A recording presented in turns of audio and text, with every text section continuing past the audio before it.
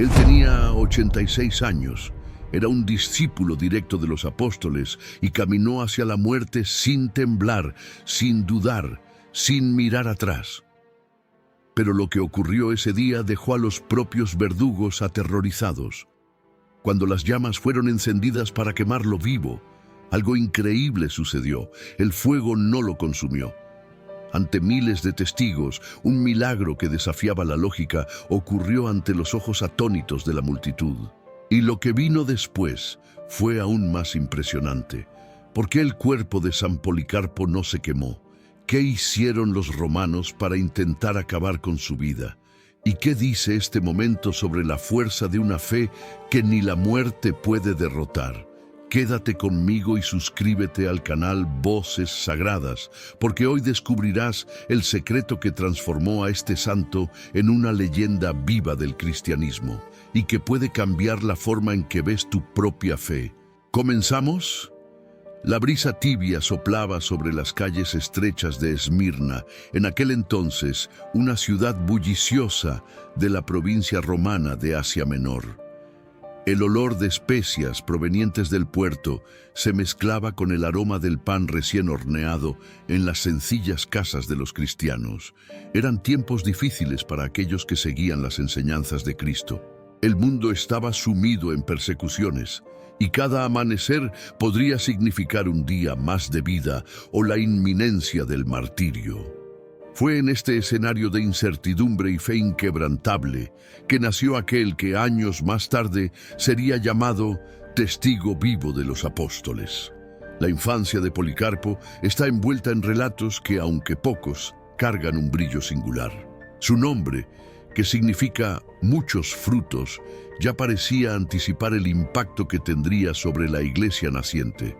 Sus primeros años fueron marcados por una educación humilde, pero profundamente cristiana. Se cuenta que, desde niño, poseía una sensibilidad inusual para percibir las necesidades de los demás. En las calles de Esmirna, veía hombres esclavizados cargando fardos pesados, veía huérfanos vagando sin rumbo y viudas que muchas veces pasaban hambre en silencio. Aún de niño, tenía el hábito de separar parte de la poca comida que recibía para aquellos que no tenían nada. Los vecinos lo miraban con ternura y sorpresa, preguntándose de dónde venía tanta generosidad. Sin embargo, había algo más profundo sucediendo. Dios lo estaba preparando, de manera silenciosa, para una misión que exigiría valentía y fe inquebrantable. Esmirna, una de las ciudades más importantes de la provincia, era un lugar de gran diversidad cultural y religiosa. Mientras el comercio florecía en las plazas y los templos paganos se erguían en honor a los dioses del imperio, una pequeña comunidad cristiana resistía valientemente. La sangre de los mártires ya había teñido sus calles, y los seguidores de Cristo aprendían desde temprano que la fe exigía renuncia.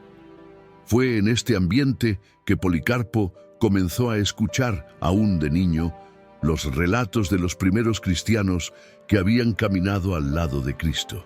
Pero el verdadero punto de inflexión ocurrió cuando Policarpo conoció a San Juan Evangelista. Pocos en el mundo tuvieron el privilegio de escuchar el Evangelio directamente de los labios del discípulo amado de Cristo. Para un joven cristiano, ser enseñado por un apóstol era algo grandioso. El simple hecho de estar en la presencia de Juan hacía que el corazón de Policarpo ardiera en reverencia y admiración. Absorbía cada palabra, cada enseñanza, como un terreno fértil recibiendo la lluvia después de una larga sequía. Juan ya era un hombre anciano cuando Policarpo comenzó a seguirlo como discípulo. Las manos arrugadas del apóstol temblaban levemente cuando levantaba el cáliz en la celebración de la Eucaristía. Pero su voz, aún firme, narraba con detalles impresionantes todo lo que había presenciado al lado del Salvador. Los ojos de Policarpo se llenaban de lágrimas cuando Juan describía la última cena, la crucifixión, la resurrección. Aquellos no eran solo relatos, eran testimonios de un hombre que había inclinado la cabeza sobre el pecho de Cristo, escuchado los latidos de su corazón y visto, con sus propios ojos, la gloria del resucitado. Los años al lado de Juan moldearon a Policarpo de manera definitiva. Fue allí donde aprendió que la fe no era solo una creencia, sino una entrega total. Vio uno a uno a los compañeros de Juan partir hacia la gloria del martirio, como lámparas encendidas consumiéndose por el Evangelio. Aquellos cristianos no temían la muerte porque sabían que la vida verdadera estaba más allá de este mundo. Policarpo entendió que ser cristiano no era solo seguir un conjunto de enseñanzas, sino convertirse en testigo vivo del Cristo resucitado. Con el paso de los años, su autoridad y sabiduría comenzaron a ser reconocidas por los hermanos en la fe. Los líderes de la iglesia veían en él no solo un discípulo bien instruido, sino alguien capaz de cargar el peso del liderazgo en tiempos difíciles. Policarpo aún no sabía, pero la mirada bondadosa y firme de Juan reposaba sobre él como quien ve más allá del tiempo. El joven de Esmirna no era solo un aprendiz, era un sucesor. Y fue así, bajo la sombra protectora del último apóstol, que Policarpo creció en la fe, en la valentía y en la certeza de que Dios lo había llamado para algo mayor. Poco sabía él que un día su nombre estaría entre aquellos que no solo escuchan el Evangelio, sino que dan la vida por él. La ciudad de Esmirna nunca dormía completamente. Durante el día, las calles eran un mar de comerciantes ruidosos, marineros exhaustos, venidos de tierras lejanas, y sacerdotes paganos entonando cánticos ante los templos erigidos en honor a los dioses del imperio. Por la noche, sin embargo, cuando la última llama de las lámparas de aceite se apagaba y el silencio envolvía las callejuelas de piedra, había otro tipo de murmullo. Los susurros de las oraciones cristianas, ocultas, pero inquebrantables. Fue en medio de esta ciudad dividida entre la grandiosidad del mundo romano y la discreta resistencia de los seguidores de Cristo que Policarpo se convirtió en obispo. No fue un camino fácil. Su nombre ya era respetado entre los cristianos, pero asumir el liderazgo significaba cargar un peso que pocos estaban dispuestos a soportar. Sabía lo que significaba ser obispo en tiempos de persecución. Sabía que su destino no sería diferente al de aquellos que habían derramado su sangre antes que él, pero no dudó. El pueblo cristiano necesitaba un pastor, y Policarpo comprendía eso más que nadie. Para los romanos, el cristianismo era visto como una amenaza al orden establecido. Negarse a quemar incienso ante la estatua del emperador no era solo un acto de rebeldía religiosa, era considerado traición. Para los cristianos, sin embargo, arrodillarse ante cualquier otro que no fuera el Dios verdadero era impensable. El conflicto era inevitable. Desde el momento en que asumió la misión de obispo de Esmirna, Policarpo se convirtió en un escudo para su pueblo. Visitaba a los enfermos, fortalecía a los desanimados y principalmente preparaba a los fieles para lo que estaba por venir. Todos sabían que los días de paz eran pocos y que en cualquier momento la sangre de uno de ellos podría ser derramada en el gran estadio de la ciudad. Pero era en presencia de Policarpo que los miedos se disipaban. Su voz llevaba una firmeza que solo aquellos que conocieron la verdad podían tener. Cuando hablaba, el ambiente cambiaba, los corazones inquietos se calmaban. No prometía seguridad, no prometía que la persecución cesaría, pero decía algo aún más profundo, que todo eso valdría la pena. Sin embargo, el peso de la responsabilidad no se limitaba solo a proteger el rebaño contra las amenazas externas. Dentro de la propia iglesia surgían aquellos que distorsionaban las enseñanzas que él había aprendido directamente de San Juan Evangelista. Las herejías comenzaban a esparcirse como malas hierbas entre el trigo. Había quienes afirmaban que Cristo nunca había realmente sufrido en la cruz que su cuerpo era solo una ilusión. Otros enseñaban que solo un grupo selecto podría alcanzar la salvación, negando la gracia ofrecida a todos. Policarpo no podía permitir que tales mentiras envenenaran a los fieles. Sus sermones eran como espadas afiladas contra esos errores. No hablaba con odio, sino con la convicción inquebrantable de quien había visto la fe verdadera crecer ante sus ojos. Había conocido a aquellos que habían caminado con Cristo. Había escuchado relatos directos sobre los milagros, las palabras, los sufrimientos y la resurrección del Salvador. Nada en el mundo lo haría dudar de aquello que había recibido. Y por eso no temía confrontar a aquellos que desviaban el rebaño. Uno de los momentos más significativos de este período fue cuando se encontró con Marción, uno de los herejes más influyentes de la época.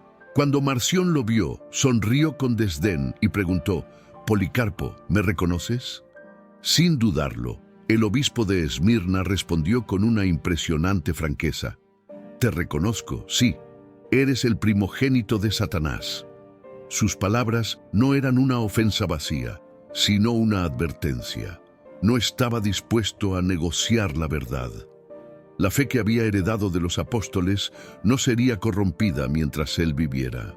Incluso entre los líderes de la iglesia, Policarpo era una referencia.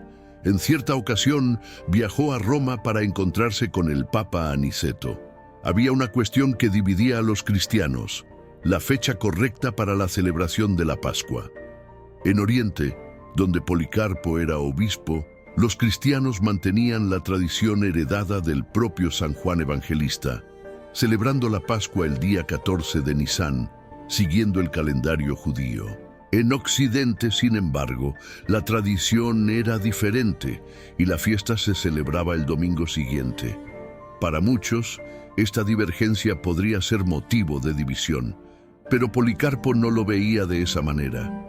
Él y Aniceto discutieron largamente el asunto, cada uno defendiendo su tradición con respeto y celo.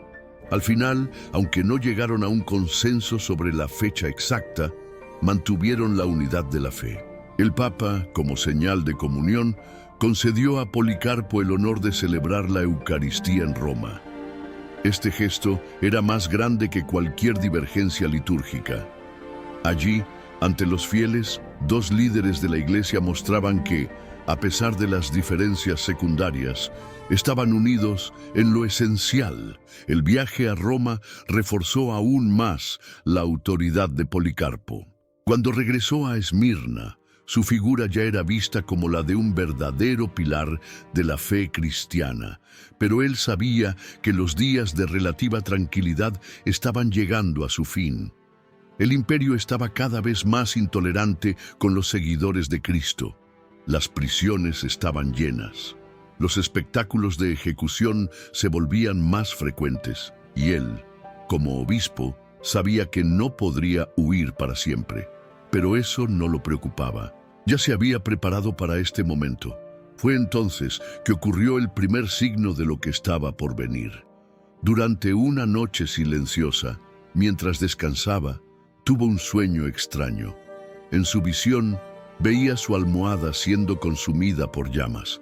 Al despertar, su corazón no estaba inquieto, sino sereno. Comprendió inmediatamente el significado de aquello.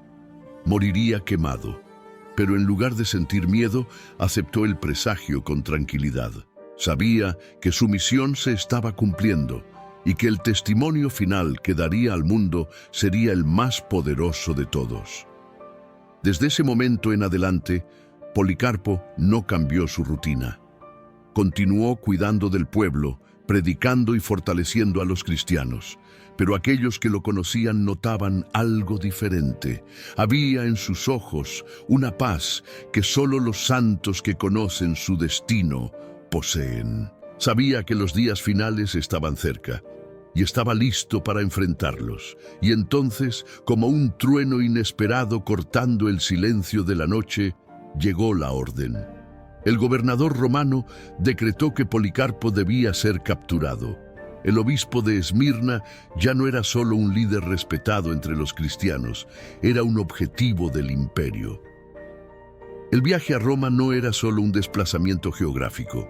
Para Policarpo, ya anciano y respetado como uno de los últimos discípulos directos de los apóstoles, ese encuentro llevaba un peso inmensurable. La Iglesia crecía en medio de desafíos internos y persecuciones externas, y cada paso dado por sus líderes necesitaba ser firme y calculado. La cuestión de la celebración de la Pascua era una herida abierta que amenazaba la unidad de los cristianos, y el encuentro con el Papa Aniceto podría decidir el rumbo de esa divergencia. El puerto de Esmirna hervía cuando Policarpo partió hacia Roma. Los barcos anclados traían comerciantes de todo el imperio, cargados de especias, tejidos finos y relatos sobre los últimos decretos del emperador. Entre los cristianos, sin embargo, las noticias eran otras. Más mártires, más prisiones, más ejecuciones públicas. La fe, que crecía como un incendio incontrolable, también provocaba el odio de aquellos que veían en ella una amenaza al orden romano. Para los fieles de Esmirna, ver a su obispo partir era una mezcla de orgullo y temor. Él no era solo un líder, era un pastor que conocía a cada oveja por su nombre, que caminaba entre ellos, que visitaba a los enfermos y alentaba a los perseguidos. El viaje era necesario, pero su ausencia se haría sentir. La travesía por el mar no fue tranquila. El viento azotaba las velas y las olas hacían crujir el casco como un animal herido. Policarpo, sin embargo, permanecía sereno. Conocía al Dios a quien servía, el mismo que había calmado la tempestad en el mar de Galilea. Sus ojos, fijos en el horizonte, llevaban la certeza de que su misión apenas comenzaba. Al llegar a Roma, Policarpo encontró una ciudad vibrante, pero también profundamente corrompida. El esplendor del foro y la imponencia de los templos ocultaban una sociedad decadente, donde el lujo y el placer eran adorados tanto como las divinidades paganas. Pero entre las sombras de aquel imperio arrogante había una luz que no podía ser apagada: la comunidad cristiana, cada vez mayor, cada vez más firme. El encuentro con el Papa Aniceto estuvo marcado por el respeto mutuo. Ambos comprendían la gravedad de la cuestión que tenían ante sí.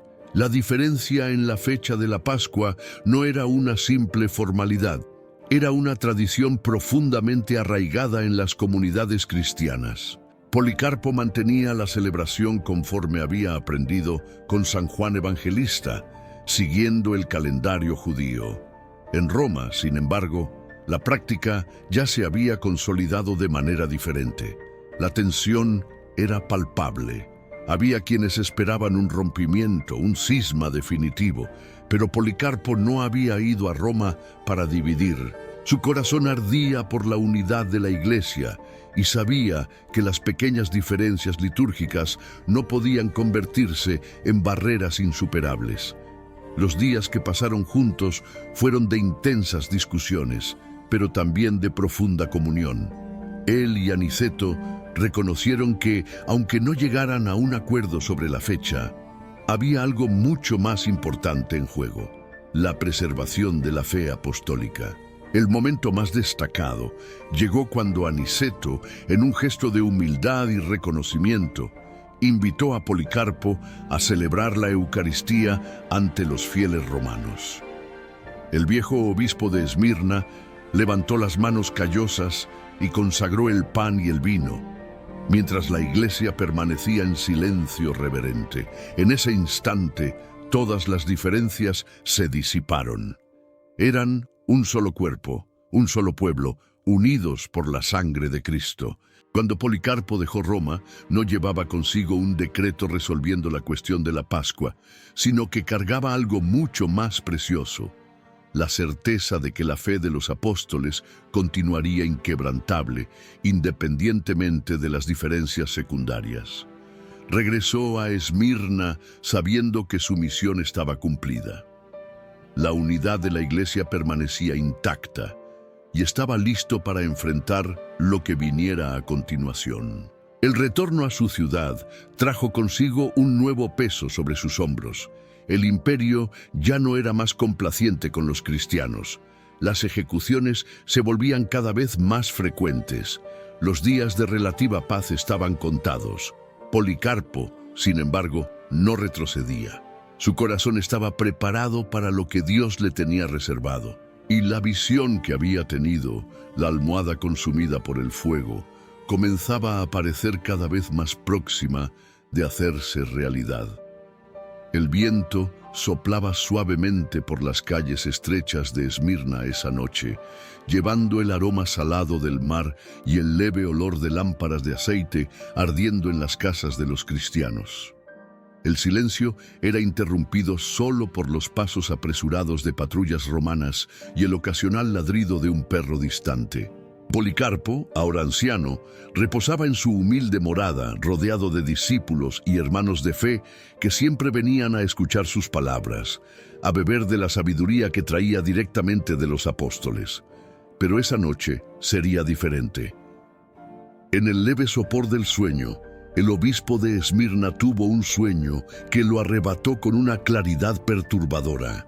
Veía ante sí una escena que le era a la vez desconocida y profundamente íntima.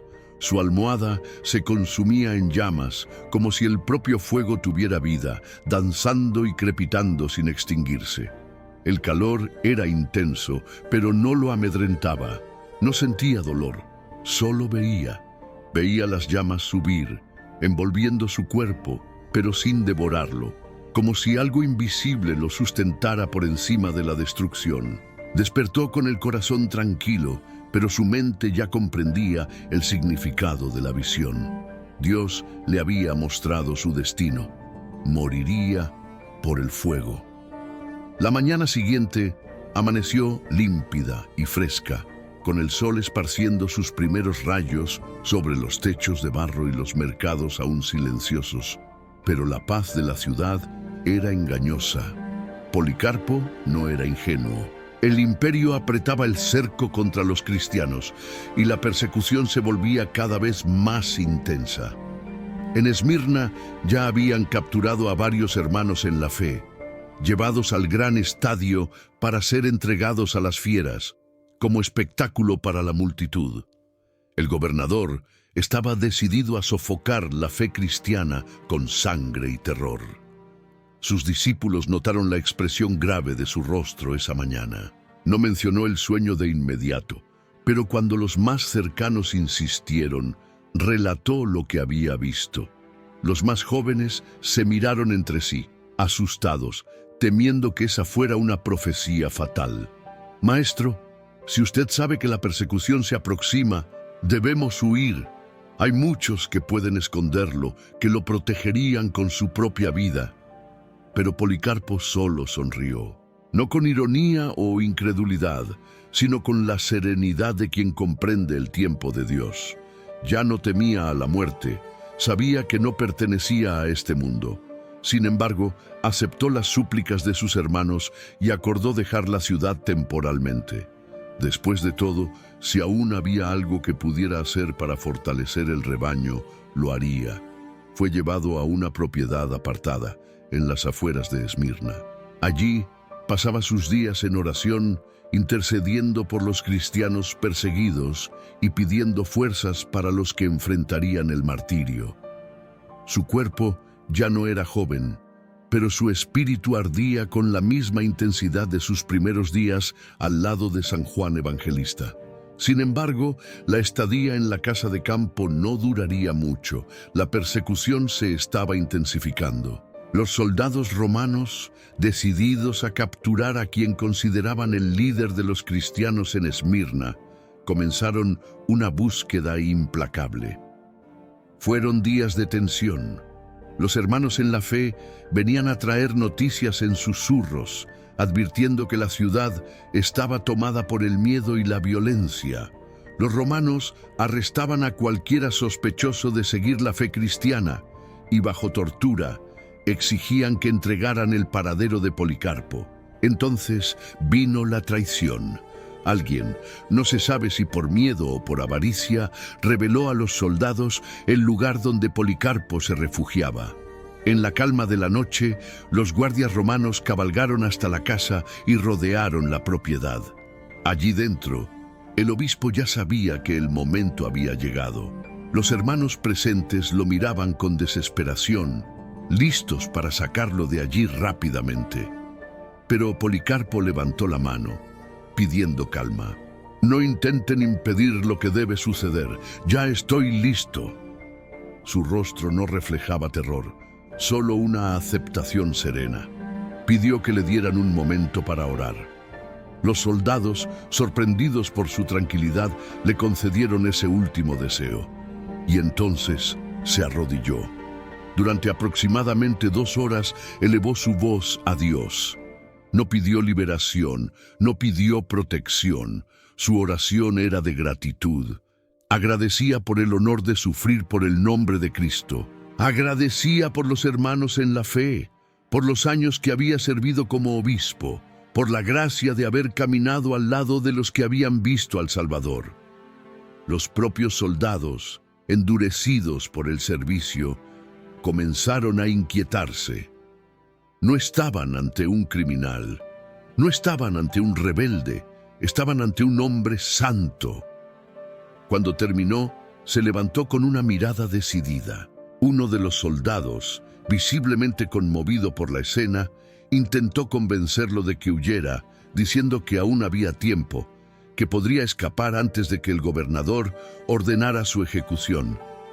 Pero Policarpo solo respondió con suavidad: «Se hará la voluntad de Dios». Entonces, sin resistencia, se entregó a los guardas, que lo ataron y lo condujeron de regreso a Esmirna.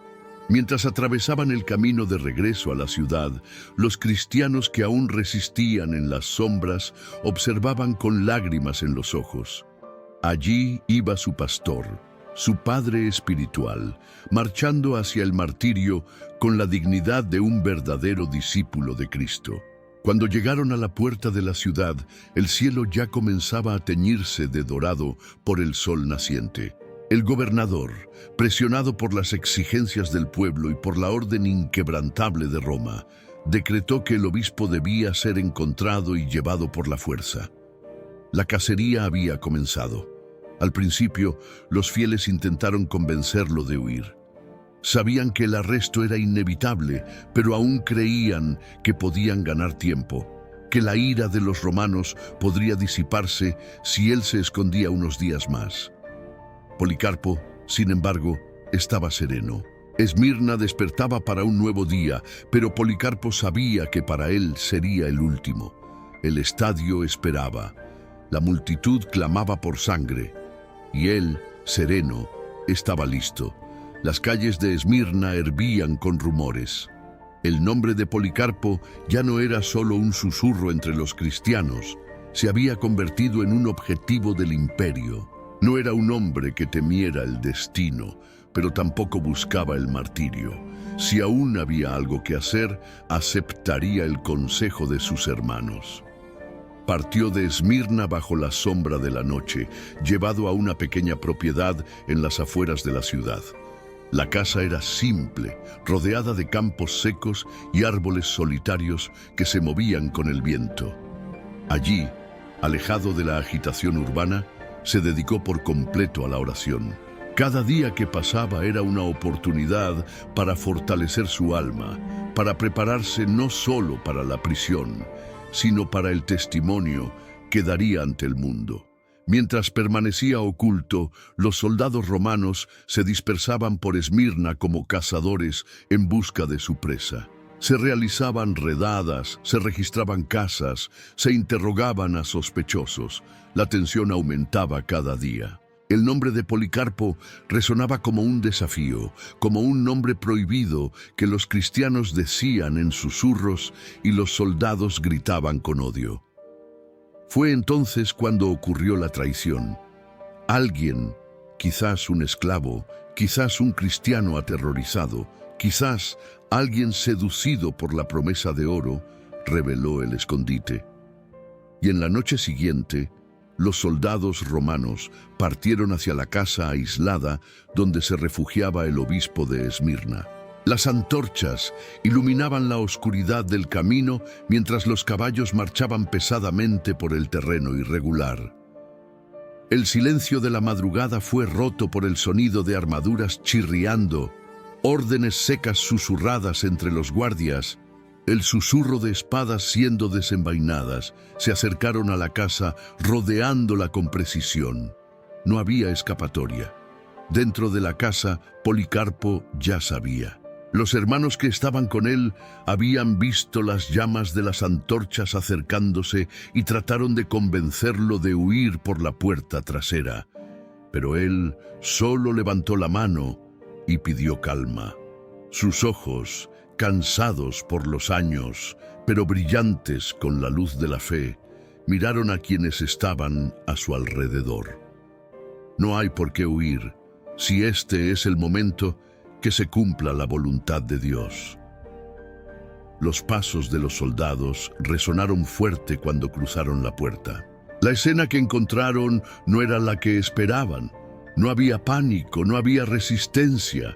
El viejo obispo los miró con tranquilidad, como si los esperara para un banquete y no para una prisión. El comandante dudó por un momento. No era el primer cristiano que apresaba, pero algo en Policarpo lo desconcertaba. Acostumbrado a ver prisioneros suplicando por sus vidas o lanzando insultos contra Roma, no sabía cómo reaccionar ante aquella figura serena. Policarpo solo hizo un único pedido: que le dieran un momento para orar antes de partir. El pedido fue concedido, y entonces se arrodilló. Durante 2 horas, el obispo de Esmirna habló con Dios en una oración que llenó la casa, que hizo que los soldados se miraran incómodos, que hizo que algunos incluso bajaran la cabeza. No era una oración de miedo, sino de entrega. Agradecía, alababa, intercedía por los cristianos de Esmirna, por los mártires que ya habían partido y hasta por aquellos que habían venido a llevarlo. Cuando terminó, se levantó sin prisa y extendió las manos para que los soldados lo ataran. Ellos obedecieron, pero lo hicieron con una extraña reverencia. El viaje de regreso a Esmirna fue largo y silencioso. Policarpo, montado en un burro, era conducido entre los campos que tantas veces había recorrido.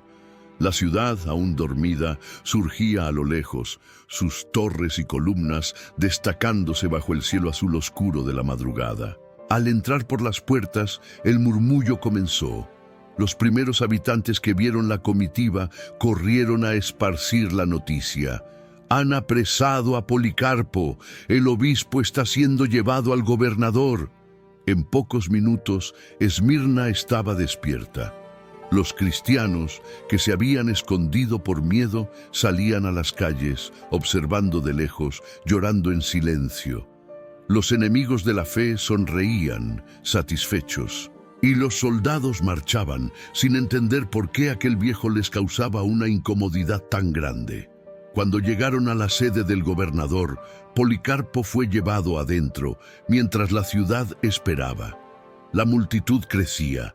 El estadio no tardaría en ser preparado, pero allí, ante el poder romano, Policarpo ya sabía, no era un prisionero, era un testimonio vivo de la fe. El sonido de las sandalias de los soldados resonaba por el patio de piedra mientras Policarpo era conducido al tribunal. El sol de Esmirna ya estaba alto, y la ciudad hervía con una mezcla de expectativa y temor. Por las callejuelas, las miradas se volvían hacia el viejo obispo que caminaba atado, pero con la cabeza en alto, como si él fuera el hombre libre y no los que lo escoltaban. Muchos de los que observaban de lejos eran cristianos que no se atrevían a acercarse, temiendo ser reconocidos y llevados al mismo destino. Otros eran curiosos, ciudadanos romanos que veían la persecución como un espectáculo inevitable, un recordatorio del orden imperial que no toleraba la desobediencia. El gobernador de Esmirna, Estacio Cuadrado, ya aguardaba en su asiento elevado, flanqueado por oficiales y escribas listos para registrar cada palabra del juicio. Policarpo fue llevado al centro de la gran sala, donde el mármol frío bajo sus pies contrastaba con el calor opresor del ambiente. El gobernador lo observó por un largo momento y un silencio pesado flotó en el aire. Estacio Cuadrado no veía allí a un criminal común. Ya había tratado con ladrones, traidores y rebeldes, hombres que temblaban al presentarse ante la autoridad romana. Pero aquel anciano frágil que tenía frente a sí parecía diferente. Había algo en él que incomodaba, una firmeza inusual, una paz desafiante. El gobernador se aclaró la garganta e inclinó ligeramente hacia adelante, listo para la formalidad del interrogatorio. ¿Eres tú, Policarpo, el líder de los cristianos de Esmirna? El obispo levantó los ojos y respondió con la simplicidad de quien no tiene nada que ocultar. Sí, soy yo. El gobernador asintió, como si ya esperara esa respuesta. No quería que eso se prolongara. Sabía que la ciudad estaba impaciente y el espectáculo público en el estadio necesitaba ocurrir. Pero algo en él parecía reacio. Tal vez era la avanzada edad de Policarpo, tal vez la fama de su sabiduría, o tal vez era la mirada firme y tranquila del obispo lo que lo hacía dudar. Escúchame, hombre de respeto, estás viejo. No hay necesidad de terminar tu vida así. Jura por el genio de César, reniega tu fe y te dejaré libre. Basta decir, fuera los ateos, y la multitud te verá como un hombre sensato. La ironía de la frase era evidente. Para los romanos, los cristianos eran los ateos, pues se negaban a adorar a los dioses del imperio. Para Policarpo, la verdadera ceguera era de ellos, adorando ídolos sin vida mientras rechazaban al Dios verdadero. Suspiró levemente y se volvió, mirando a la multitud de paganos sedientos por su condena. Entonces levantó la mano y con una voz clara y fuerte para su edad, apuntó hacia ellos y dijo, sí, fuera los ateos. Los murmullos comenzaron en la platea. Algunos no entendieron, otros rieron y algunos se dieron cuenta demasiado tarde de que el viejo obispo acababa de invertir la acusación. Pero el gobernador ignoró la provocación e insistió. Basta que jures por el nombre de César y estarás libre. Di solo estas palabras: negaré a Cristo. Por un instante, el tiempo pareció detenerse.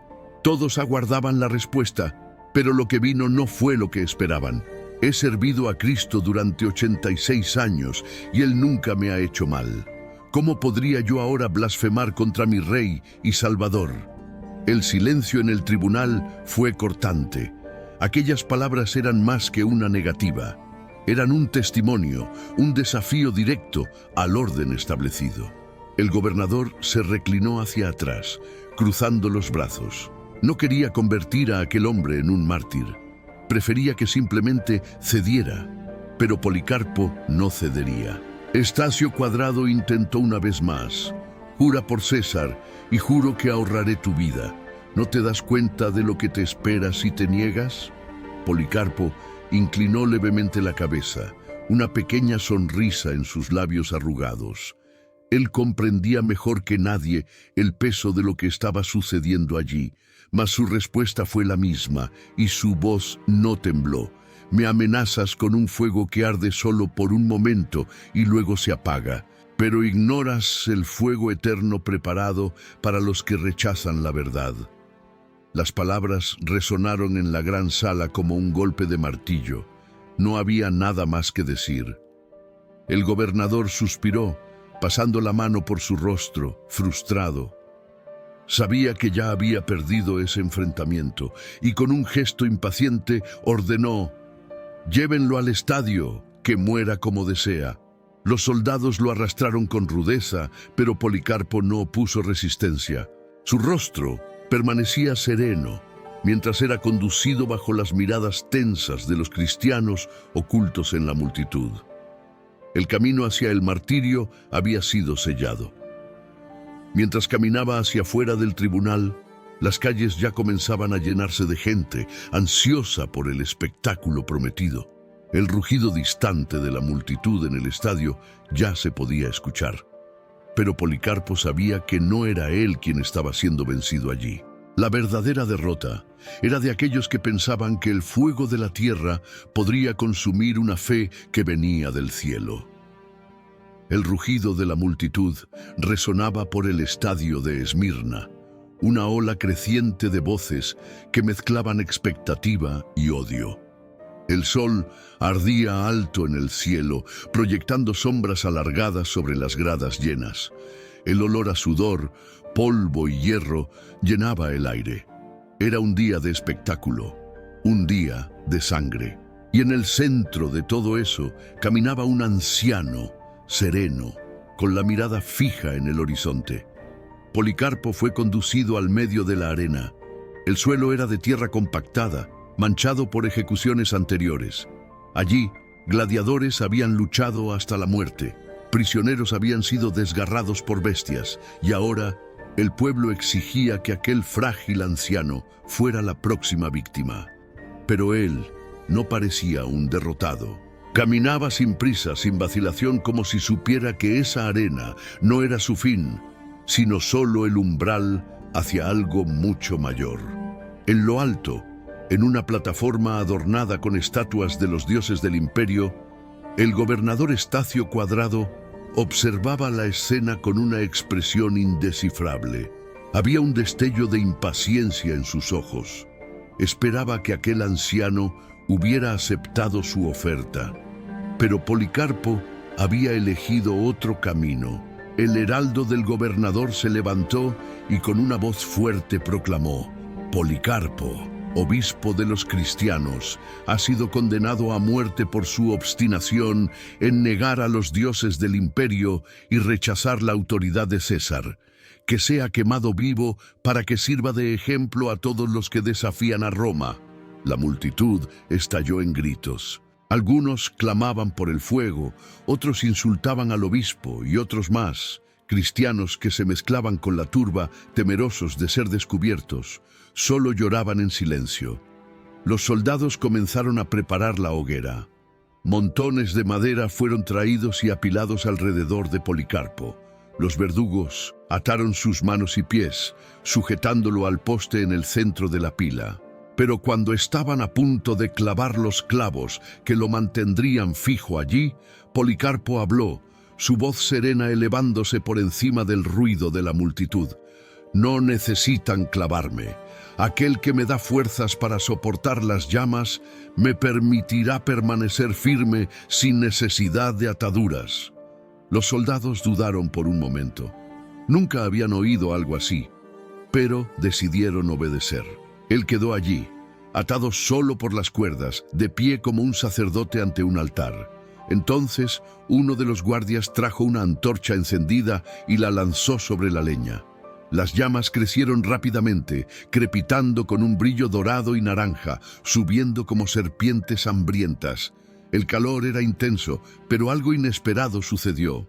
El fuego, en lugar de consumir a Policarpo inmediatamente, formó a su alrededor un arco, como un escudo llameante que lo envolvía sin tocarlo. La luz reflejaba en su rostro y su cuerpo permanecía intacto. El asombro se apoderó de los espectadores. Murmullos comenzaron a esparcirse entre la multitud. Algunos decían que veían una luz brillante a su alrededor. Otros juraban que un aroma dulce, semejante al incienso, perfumaba el aire. Pero los líderes de la ciudad no podían permitir que esto continuara. El pueblo comenzaba a dudar. Si el fuego no lo consumía, necesitaban otra manera de acabar con eso. Uno de los soldados, irritado y tal vez temiendo un milagro, sacó su espada y avanzó para terminar el espectáculo. Con un golpe rápido y brutal, atravesó el flanco de Policarpo. La sangre brotó con fuerza, apagando parte de las llamas que aún ardían en la hoguera. Y entonces, un profundo silencio cayó sobre el estadio. Ese hombre, que podría haberse salvado si tan solo hubiera negado la fe, ahora yacía sin vida ante todos. Pero su expresión, incluso en la muerte, no era de sufrimiento, sino de paz. La multitud permaneció muda durante mucho tiempo. Muchos allí sabían que no habían presenciado una simple ejecución. Habían sido testigos de algo que no olvidarían. Los cristianos de Esmirna, arriesgando sus propias vidas, recuperaron el cuerpo de Policarpo en secreto y le dieron un entierro digno, como a un mártir y padre de la fe. Su ejemplo resonaría a través de los siglos, convirtiéndose en uno de los mayores testimonios de fidelidad a Cristo en la historia de la Iglesia.